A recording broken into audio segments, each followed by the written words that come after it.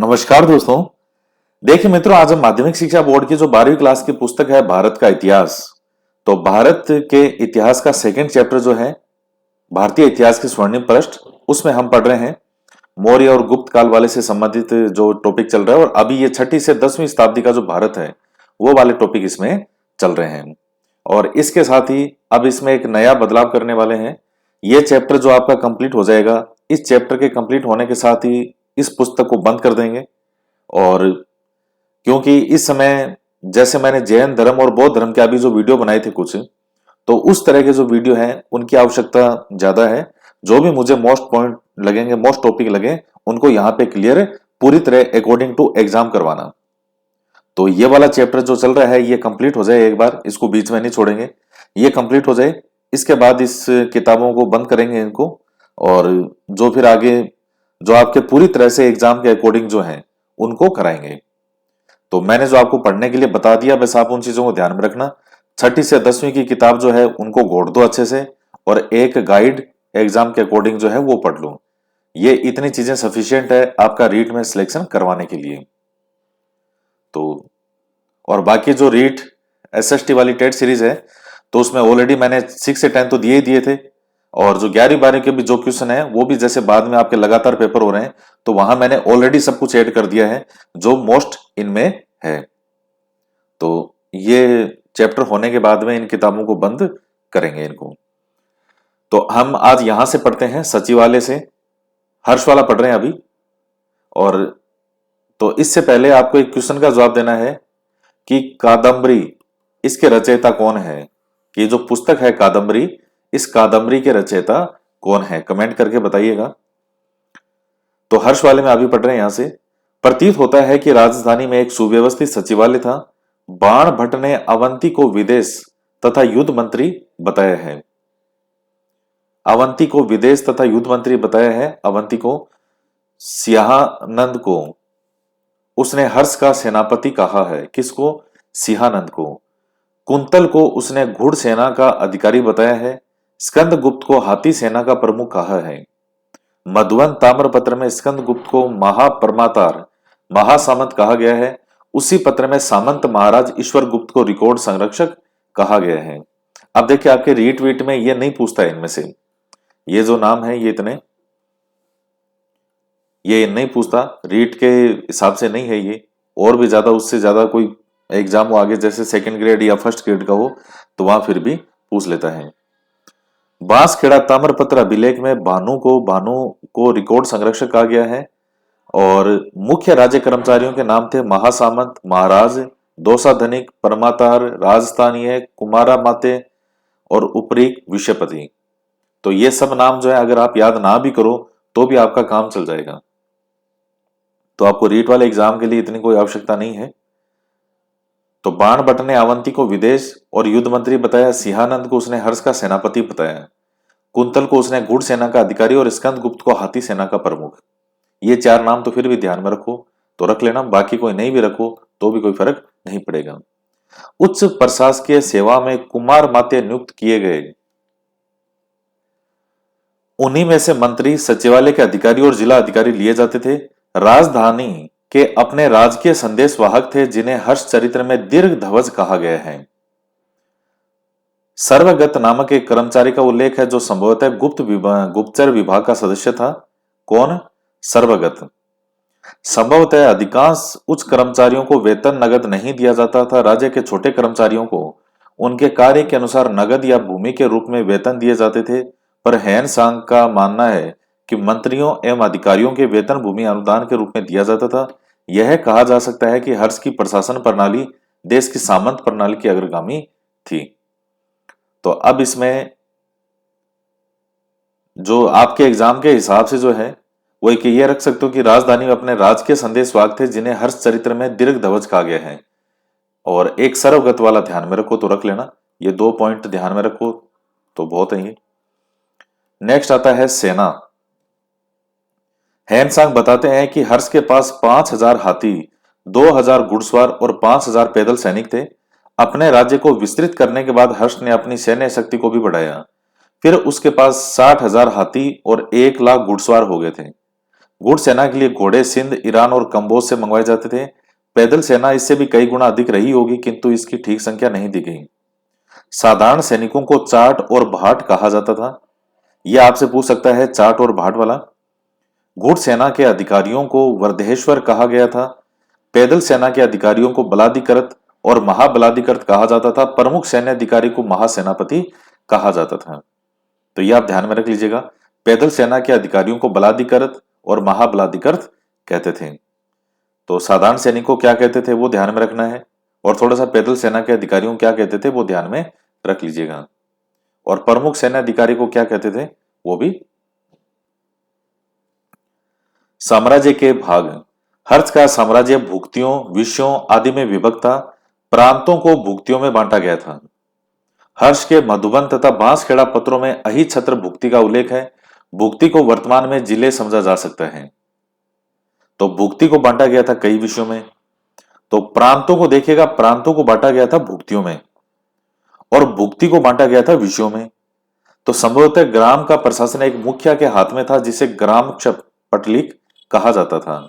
ग्रामक्ष पटलिक कहा जाता था। उसकी सहायता के लिए कई लेखक थे जिन्हें करनी कहा जाता था। तो अब इसमें क्या आपको ध्यान में रखना है कि प्रांत को बांटा जाता था भुक्तियों में, और भुक्ति जो है उसे बांटा जाता था कई विषयों में। तो ये आप ध्यान में रखें। और ये गांव का जो प्रशासन है एक मुखिया के हाथ में था, जिसे क्या कहते थे, ग्राम शपटलिक कहते थे, ग्रामक्ष पटलिक। तो और उनकी सहायता के लिए कई लेखक थे जिन्हें करनी कहते थे। फिर आता है कर। 3 प्रकार के करों का उल्लेख मिलता है, यथा भाग, हिरण्य और बलि। और ये कई बार परीक्षा में पूछा गया है, मैंने आपसे कई बार पूछा है। तो 3 प्रकार के करों का उल्लेख मिलता है, भाग, हिरण्य और बलि। भाग जो है वो भूमि कर था और पदार्थ रूप में दिया जाता था। तो भाग जो है वो भूमि कर था। हिरण्य करों को कर्षक या व्यापारी नगद दिया करते थे। संभवतः नाव कर भी लिया जाता था। व्यापारिक वस्तुओं पर नाप और तोल के अनुसार कर लिए जाते थे। कृषि उत्पादन में सम्राट का 6ठा भाग था, 1/6। अनिवार्य श्रम भी लिया जाता था, लेकिन उसके लिए पारिश्रम भी दिया जाता था। हेनसांग ने लिखा है कि राजभूमि को 4 भागों में बांटा गया था।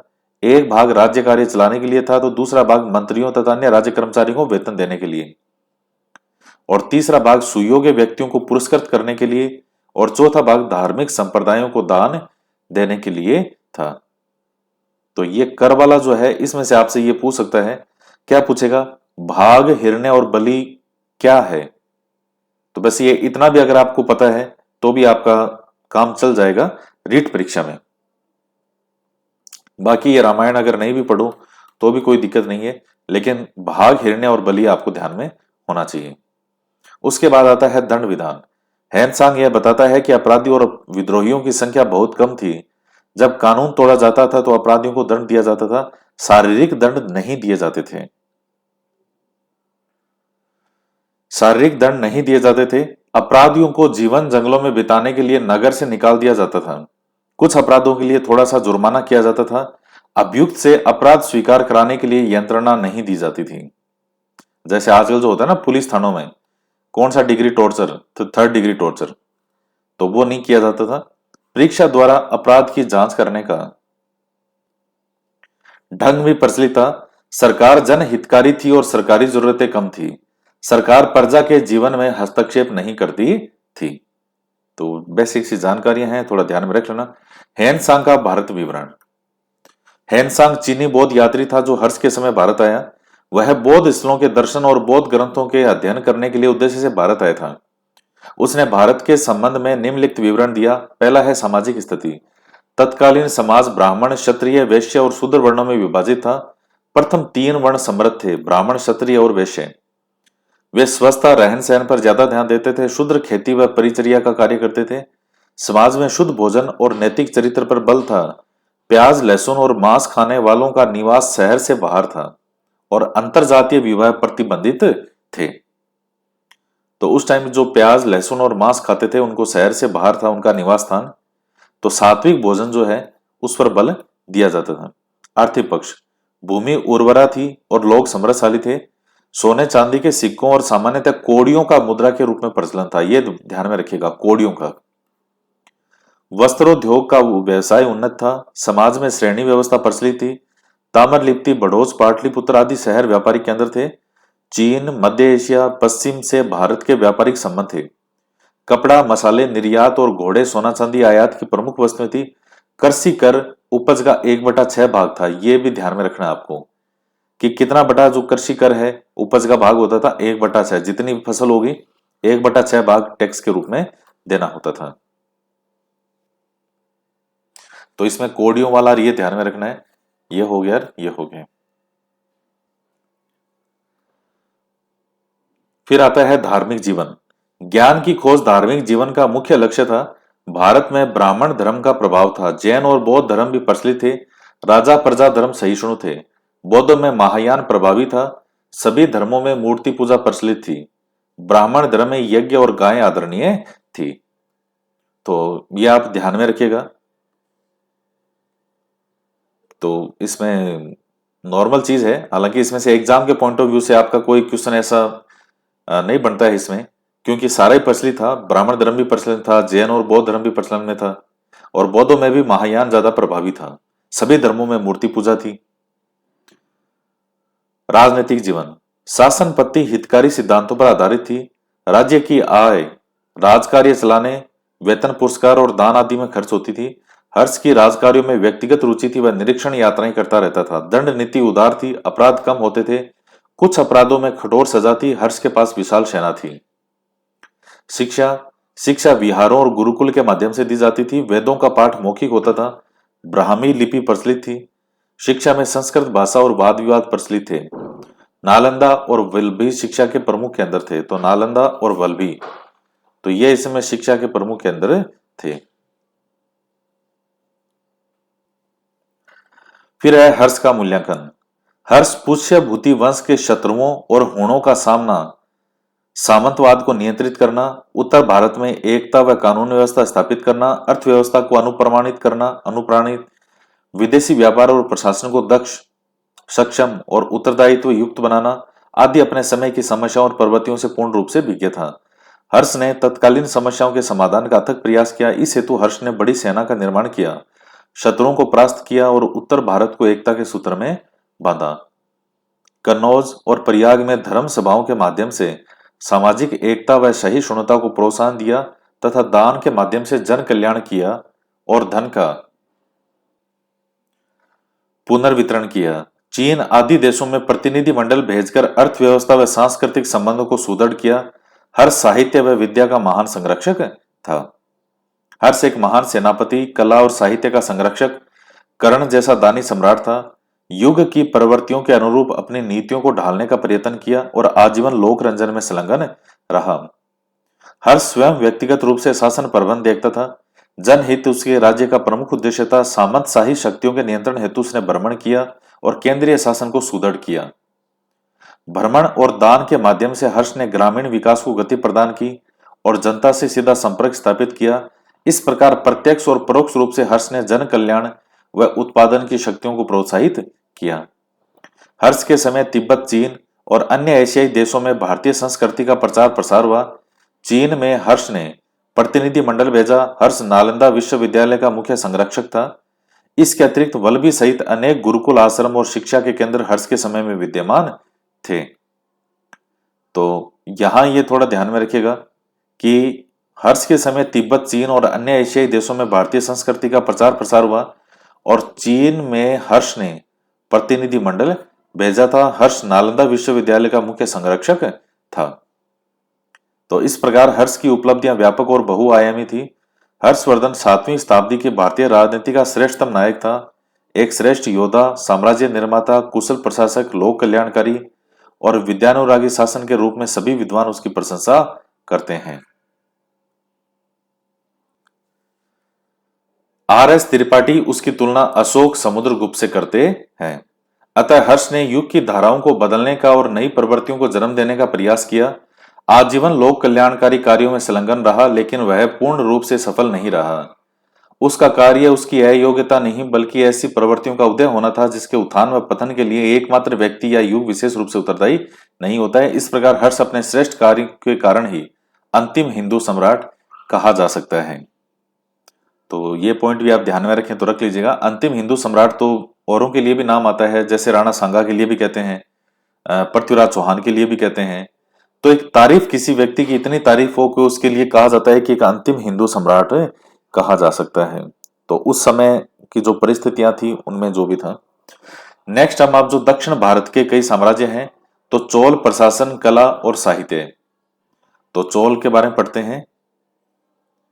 देखिए, आपके रीट के एग्जाम के अकॉर्डिंग अगर बात करें तो 6 से 10th में जो भी चोल साम्राज्य के बारे में लिखा हुआ, अगर आप उतना भी पढ़ते हैं तो भी आपके रीट के एग्जाम के दृष्टिकोण से सफिशिएंट है वो। इसमें कुछ और मिलेगा एक्स्ट्रा। चोलों के विषय में प्रथम जानकारी पाणिनि कृत अष्टाध्यायी से मिलती है। इस विषय में जानकारी के अन्य स्रोत हैं कात्यायन वर्कृत वार्तिक, महाभारत, संगम साहित्य, टोलमी आदि। चोल राज्य आधुनिक कावेरी नदी घाटी, कोरोमंडल, तिरुचिरापल्ली और तंजौर तक विस्तृत था। अब ये दक्षिण में नाम आपको सब मिल जाएंगे, कोरोमंडल है, कावेरी नदी तट, तिरुचिरापल्ली, तंजौर। साक्ष्यों के आधार पर माना जाता है कि इनकी पहली राजधानी थी उत्तरी मल्लूर। ये आपको ध्यान में रखना है। चोलों की पहली राजधानी थी उत्तरी मल्लूर। कालांतर में उरेयूर और तंजावुर चोलों की राजधानी बनी और चोलों का शासकीय चिन्ह था बाघ। तो ये ध्यान में रखिएगा, इनकी पहली राजधानी कौन सी थी? उत्तरी मल्लूर। उसके बाद कालांतर में उरेयूर और फिर तंजावुर चोलों की राजधानी बनी। तो यह पॉइंट आप ध्यान में रख सकते हैं अकॉर्डिंग टू रीट। अब आता है प्रमुख शासक। तो उर्वप हरे इलंजेत चेनी, यह चोल राजवंश का प्रथम शासक था। कौन? उर्वप हरे इलंजेत चेत्री चेनी। इसने अपनी राजधानी उरेयूर में स्थापित की। वह युद्ध में प्रयुक्त होने वाले अपने सुंदर रथों के लिए प्रसिद्ध था। करिकाल, यह प्रारंभिक चोल शासकों में अत्यधिक महत्वपूर्ण था। इस साम्राज्य विस्तारवादी शासक ने अपने शासन के आरंभिक वर्षों में वणी नामक स्थान पर वेलरी तथा अन्य 11 शासकों की संयुक्त सेना को पराजित कर प्रसिद्धि प्राप्त की थी। उसकी दूसरी महत्वपूर्ण सफलता थी वहेप रंदलई के 9 छोटे छोटे शासकों की संयुक्त सेना को पराजित करना। संगम साहित्य के अनुसार करिकाल ने कावेरी नदी के मुहान पर पुहार पतम कावेरी पट्टनम की स्थापना की थी। शक्तिशाली नौसेना रखने वाला करिकाल शायद संगम युग का सबसे महान और पराक्रमी शासक था। पटिन पाले कृति के उल्लेख के आधार पर करिकाल ने उरेयूर को अपनी राजधानी बनाया। इसकी मृत्यु युद्ध क्षेत्र में हुई थी। उसकी प्रशंसा में संगत साहित्य के अनेक कविताओं की रचना हुई। ईसा की 3वीं शताब्दी से 9वीं शताब्दी तक चोलों का इतिहास अंधेरे में था, पर 9वीं शताब्दी के मध्य ही चोल नरेश विद्यालय द्वारा पल्लवों के अवशेष पर चोल शक्ति का पुनः उद्धार किया गया। यह चोल राजवंश साम्राज्य 9वीं शताब्दी से 12वीं शताब्दी तक विद्यमान रहा। चोल साम्राज्य के उत्थान में भिन्न भिन्न शासकों का महत्वपूर्ण योगदान रहा। तो करिकाल के बारे में ये 2-3 बातें हैं, तो ये आप ध्यान में रख सकते हैं। एक तो जैसे पुहार पतम है, कावेरी पट्टनम की स्थापना किसने की थी? कावेरी नदी के, तो करिकाल के द्वारा। ये वाला ध्यान में आप रख सकते हैं। और दूसरा, पटिन पाले कृति के उल्लेख के आधार पर करिकाल ने उरेयूर को अपनी राजधानी बनाया था। अब आता है विद्यालय 850 से 871। 9वीं शताब्दी के मध्य लगभग 850 ईस्वी में चोल शक्ति का पुनरुत्थान विद्यालय ने किया। विद्यालय को चोल साम्राज्य का द्वितीय संस्थापक भी माना जाता है। यह लाइन आप ध्यान में रख सकते हैं। विद्यालय ने पांड्य शासकों से तंजौर को छीनकर उरेयूर के स्थान पर इसे अपनी राज्य की राजधानी बनाया। किसने? विद्यालय ने। किसको बनाया? तंजौर को। तो आप ये मैप वगैरह में सर्च कर सकते हैं, नाम कौन सा कहां पड़ता है, किस स्थान पर है, आज के टाइम में कौन से राज्य में है। फिर है आदित्य प्रथम 871 से 907 ईस्वी। विजयालय का पुत्र और उत्तराधिकारी आदित्य प्रथम लगभग 871 ईस्वी में चोल रियासत सिंहासन पर बैठा था। आदित्य प्रथम ने अपने साम्राज्य विस्तारवादी महत्वाकांक्षा से वशीभूत होकर पल्लव नरेश अपराजित को पराजित कर उसकी हत्या कर दी और इस तरह पल्लव राज्य पर चोलों का अधिकार हो गया।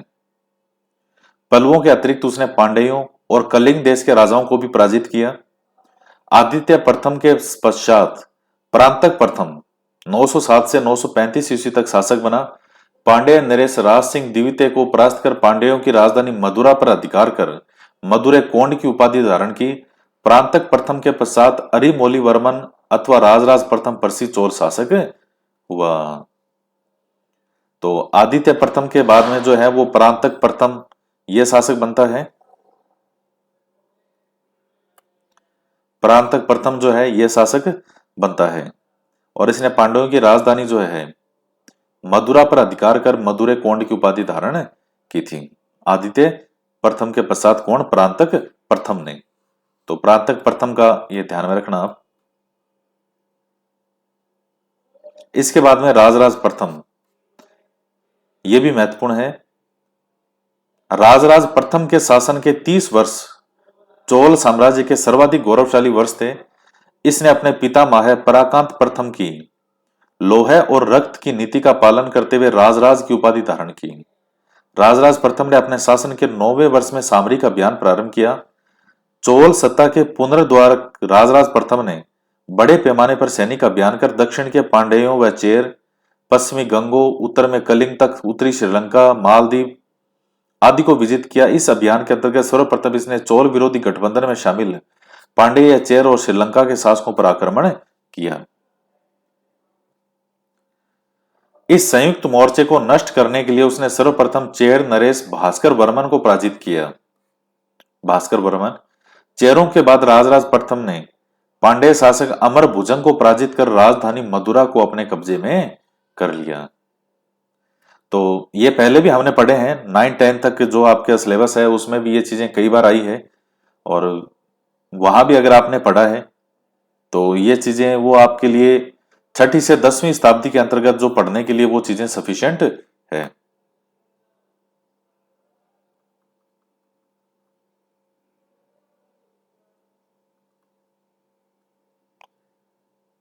उसके बाद है पांड्य राज्य पर अधिकार के बाद राजराज प्रथम ने श्रीलंका के शासक महेंद्र पंचम पर आक्रमण कर उसकी राजधानी अनुराधापुरम को बुरी तरह नष्ट कर दिया। यह ध्यान में रखिएगा, पांड्य राज्य पर अधिकार के बाद राजराज प्रथम ने श्रीलंका के शासक महेंद्र पंचम पर आक्रमण कर उसकी राजधानी अनुराधापुरम को बुरी तरह नष्ट कर दिया। इस अभियान में राजराज ने अपने द्वारा जीते गए प्रदेश का नाम मामुंडी चोल मंडलम रखा था और पोलोन रुवा को उसकी राजधानी बनाया। संभवतः इस विजय के बाद जो है राजराज प्रथम ने जगन्नाथ का विरुद्ध, विरुद्ध का मतलब उपाधि धारण कर पोलोन रुवा का नया नाम जगजात मंगलम रखा। अपने शासनकाल के अंतिम दिनों में राजराज प्रथम ने मालदीव को भी विजित किया।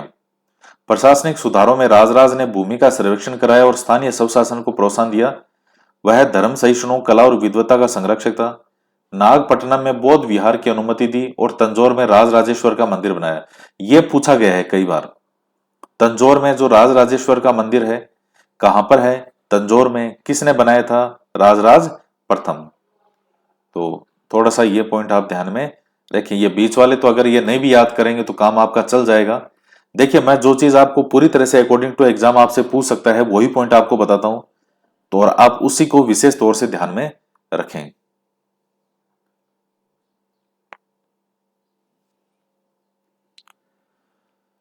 फिर है राजेंद्र प्रथम 1014 से 1044 ईस्वी। राजराज प्रथम का पुत्र और उत्तराधिकारी राजेंद्र प्रथम लगभग 1014 ईस्वी तक चोल राज सिंहासन पर बैठा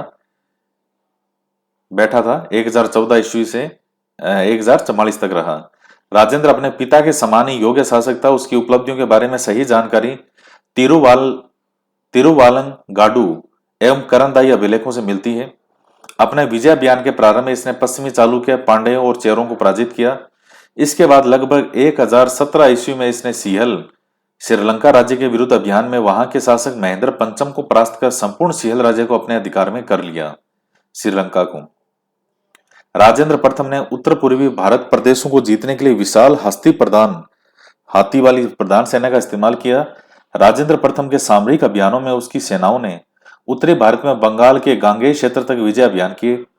कलिंग में चोल सेनाओं ने पूर्वी गंग शासक मधु कमारनों को पराजित किया। पूर्वी बंगाल में बंगाल के पाल शासक महिपाल को भी पराजित किया। गंगा घाटी के अभियान की सफलता पर राजेंद्र प्रथम ने गंगे कोण चोल की, ये कई बार उपाधि पूछी गई है कि उपाधि धारण की, और इस विजय की स्मृति में कावेरी नदी के तट पर निकट गंगे कोणचोलपुरम नामक नई राजधानी का निर्माण करवाया और उसने मंदिर और तालाब निर्मित कराए। उसने सिंचाई हेतु चोल गंगम नामक एक बड़े तालाब का भी निर्माण करवाया था।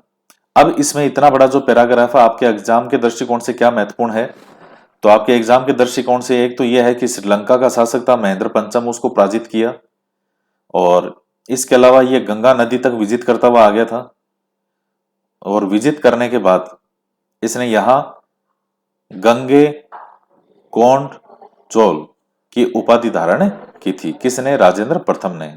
और यह नई राजधानी बनाई और यहां इस तालाब का निर्माण करवाया। बस 3-4 पॉइंट ध्यान में रखने हैं। राजेंद्र प्रथम ने श्री विजय शैलेंद्र शासक विजय तुंग वर्मन को पराजित कर जावा, सुमात्रा और मलाया प्रायद्वीप पर अधिकार कर लिया। ये जो इंडोनेशिया के द्वीप हैं। राजेंद्र प्रथम ने चालुक्यों से दक्षिण प्रदेश छीने, चेरों की सत्ता समाप्त की और उनकी नौसेना ने सिंहल द्वीप, बंगाल की खाड़ी पार कर जावा, सुमात्रा और मलय प्रायद्वीप पर विजय प्राप्त कर एक विस्तृत चोल साम्राज्य का स्थापित किया। राजेंद्र प्रथम कला, साहित्य, शिक्षा का संरक्षक था। उसने एक वैदिक महाविद्यालय भी स्थापित किया। उसने चीन से सांस्कृतिक और व्यापारिक संबंध स्थापित किए थे।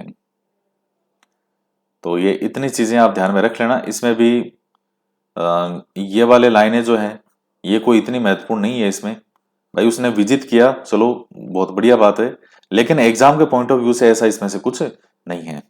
बाकी जो महत्वपूर्ण था वो मैंने आपको बता दिया। अब आता है राजा धीराज प्रथम। राजेंद्र प्रथम के बाद उसका पुत्र राजा धीराज प्रथम 1044 ईस्वी में चोल राजगद्दी पर बैठा। उसने तत्कालिक चालुक्य नरेश सोमेश्वर को पराजित कर चालुक्य राजधानी कल्याणी पर अधिकार कर लिया। इस विजय के उपलक्ष्य में राजा धीराज ने विजय राजेंद्र की उपाधि धारण की थी। तो उसने तत्कालिक चालुक्य नरेश सोमेश्वर को पराजित करके चालुक्य राजधानी कल्याणी पर अधिकार कर लिया था। इस विजय के उपलक्ष्य में राजा धीराज ने विजय राजेंद्र की उपाधि धारण की थी। तत्पश्चात 1052 ईस्वी में कोपम के युद्ध में लड़ते हुए राजा धीराज की मृत्यु युद्ध क्षेत्र में ही हो गई। उसके छोटा भाई राजेंद्र द्वितीय ने युद्ध क्षेत्र में ही राज्याभिषेक संपन्न करवाया। इसके पश्चात वीर राजेंद्र शासक बना, जिसके पश्चिम के चालुक्यों को कुंडल संगमम के मैदान में पराजित कर तुंगभद्रा नदी के किनारे विजय स्तंभ की स्थापना की। तो ये आप ध्यान में रख लीजिए इसको। पश्चिम के चालुक्यों को कुंडल संगमम के मैदान में पराजित कर, यह पॉइंट। 1070 ईस्वी में अधि राजेंद्र शासक बना, लेकिन राज्य में हुए जन विद्रोह में उसकी हत्या हो गई। बाद में राजेंद्र द्वितीय कुलोतुंग प्रथम नाम से शासक बना। चोल लेखों में कुलोतुंग को सुंगमत वीर अर्थात करों को हटाने वाला कहा गया। इस वंश का अंतिम शासक था राजेंद्र तृतीय। यह महत्वपूर्ण है कि चोलों का अंतिम शासक कौन था? राजेंद्र तृतीय। लगभग 1279 में पांड्यों ने चोल राज्य पर अधिकार कर इसे समाप्त कर दिया। तो जो मैंने पॉइंट आपको बताए आप उन्हीं पॉइंट को विशेष ध्यान से रखना। तो नेक्स्ट जो है वो हम चोल प्रशासन पढ़ेंगे। यह भी महत्वपूर्ण है आपके एग्जाम के दृष्टिकोण से। तो आज की क्लास में इतना ही। बाकी नेक्स्ट क्लास में हम चोल प्रशासन से पढ़ेंगे और जल्दी ही ये वाले चैप्टर जो है सेकंड चैप्टर इसको कंप्लीट करेंगे।